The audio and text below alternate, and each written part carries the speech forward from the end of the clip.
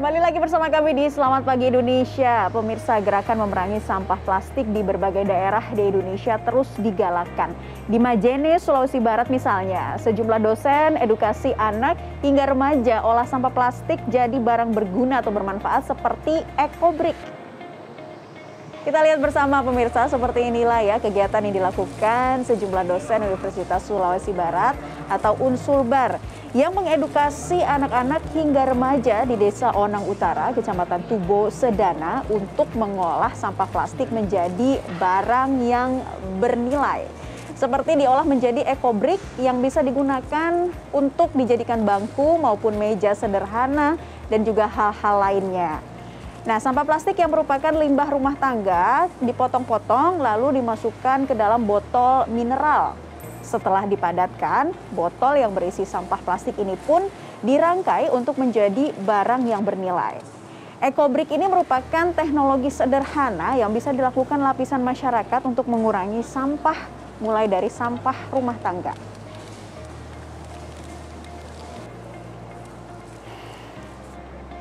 Ya, lalu bagaimana ya para dosen Unsulbar ini mendapatkan ide untuk menjadikan sampah plastik menjadi barang yang bermanfaat? Kita langsung saja tanyakan kepada penggagas kegiatan ini, yakni Muhammad Nur Ihsan yang juga sebagai dosen Fakultas Pertanian dan Peternakan di Universitas Sulawesi Barat. Selamat pagi Pak Ihsan. Selamat pagi Mbak.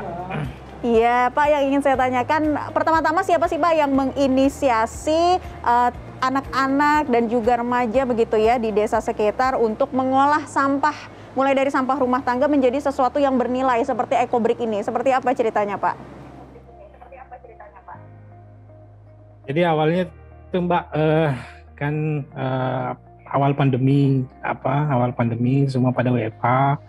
Jadi melihat kayaknya sampah makin banyak deh tiap hari gitu kan. Terus masyarakat di sana kan buang sampahnya ke pesisir Mbak, karena mereka merasa bahwa tidak ada tempat pembuangan akhir di desa itu, terus pesisir jadi target utama untuk pembuangan sampah, karena mereka merasa kalau air pasang sampahnya jadi bersih lagi gitu, secara otomatis. Maka masyarakat sana suka buang sampah ke pesisir, ke pinggir pantai, karena kebetulan desa itu desa pesisir. Jadi awal dari situ aja sih miris aja lihatnya Mbak, terus mengajak anak remaja di sana untuk berbuat lebih baik supaya supaya lebih bermanfaat lah, sampahnya bersih, pantainya bersih. Kan tahu sendiri bahwa limbah plastik adalah limbah yang paling susah terurai gitu. Jadi awalnya di awal pandemi ide sederhana sih, nyeretuk aja buat bikin sesuatu di rumah tapi yang lebih berguna gitu Pak. Awalnya atas keprihatinan ternyata banyak masyarakat yang membuang atau masih saja membuang sampah ke laut seperti itu ya Pak. Nah kemudian progresnya sudah dari awal pandemi sampai saat ini, apakah juga kesadaran mereka sudah meningkat Pak dengan adanya kegiatan seperti ini untuk tidak lagi membuang sampah sembarangan? Alhamdulillah sudah ada beberapa yang mulai memilah sampah, karena kami awal dari pertama kegiatan kami coba edukasi ibu-ibu rumah tangga, terus karena ibu-ibu rumah tangga mungkin agak susah disentuh, jadi kita menyentuh anak-anak mereka, dan mulai dari anak-anak usia sekolah sampai ke remaja. Jadi kita coba edukasi untuk pilah sampah yang alhamdulillah sudah mulai kelihatan sedikit perbedaan, bahwa jumlah sampah yang terbuang, sampah plastik yang terbuang itu sudah mulai berkurang. Tetapi masyarakat masih saja sih pakai pesisir sebagai tempat sampah akhir di lingkungan itu. Ya, Pak Ihsan penasaran nih, kalau mengolah sampah ekobrik ini bisa dijadikan barang-barang seperti apa saja sih Pak?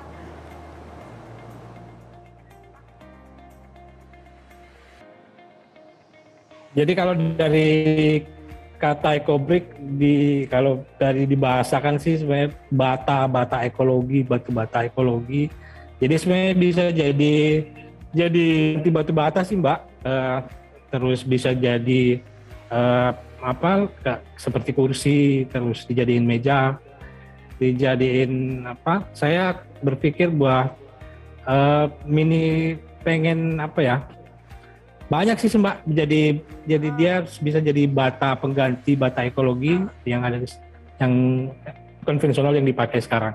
Jadi minimal lebih ramah lingkungan. Utamanya bisa dijadikan bahan-bahan seperti meja, kursi, begitu ya Pak ya. Kemudian juga karya seni lainnya. Mungkin ada kepikiran dari Ecobrik ini ingin dibuat apa lagi gitu Pak? Misalkan seperti karya seni yang bisa ditaruh di ibaratnya di tempat-tempat wisata atau seperti apa Pak? Supaya juga bisa kemudian mengedukasi warga sekitar bahwa sampah plastik ini bisa dijadikan nilai yang bermutu. Ya Mbak, kami coba inisiasi dengan kepala desa setempat, pengen buat kampung tematik sih, tapi lebih kayak Ecobrik, jadi kayak kampung Ecobrik. Jadi tiap rumah minimal punya sesuatu yang terbuat dari Ecobrik gitu. Pengennya gitu, jadi kan sekarang kalau lihat wisata nggak perlu yang indah-indah, cukup dengan tematik kan bisa jadi objek wisata baru yang jadi bisa dikunjungi oleh wisatawan gitu. Menarik sekali Pak Ihsan ya, rencana-rencana ke depannya yang akan dilakukan semoga segera tercapai. Nah tapi kalau antusias dari anak-anak sendiri dan juga remaja sekitar, ini seperti apa Pak Ihsan mereka? Ya Alhamdulillah kemarin ini awal inisiasi mulai buat rame-rame itu kemarin ya.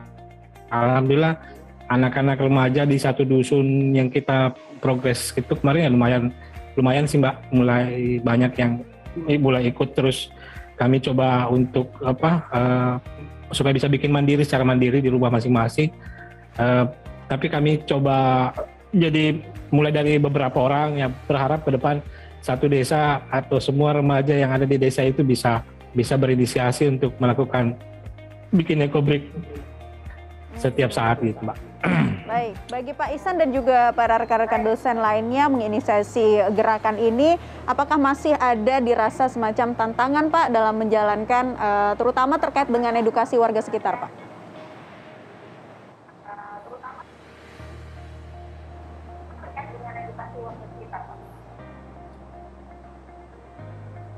Ya lebih ke keinginan masyarakat sih, masalahnya masyarakat masih melihat bahwa mengumpulkan sampah di beban, jadi belum nyaman aja untuk melakukan setiap saat. Jadi itu yang coba kami edukasi bahwa kalau ada waktu luang daripada bergosip atau bisa berbuat untuk lingkungan, walaupun dampaknya mungkin sangat kecil, tapi minimal lingkungan sekitar bisa jadi bersih gitu. Apalagi mikroplastik kan atau isu marine debris yang berkembang sekarang luar biasa terkait. Saya ingat penelitian salah satu dosen saya di Universitas Sulawesi Barat, sampling yang mereka ambil kurang lebih 90% organisme laut yang disampling di Sulawesi Barat itu hampir mengandung mikroplastik, ya 90% dari total sampel yang mereka sampling penelitian waktu itu. Jadi mirisnya di situ sebenarnya. Jadi paling tidak bisa membawa perubahan untuk lingkungan ya Pak ya, lingkungan sekitar melalui gerakan ini. Terima kasih Pak M. Ihsan sudah bergabung bersama kami, dosen Unsulbar. Salam untuk rekan-rekan lain yang menginisiasi gerakan ini. Terima kasih Pak.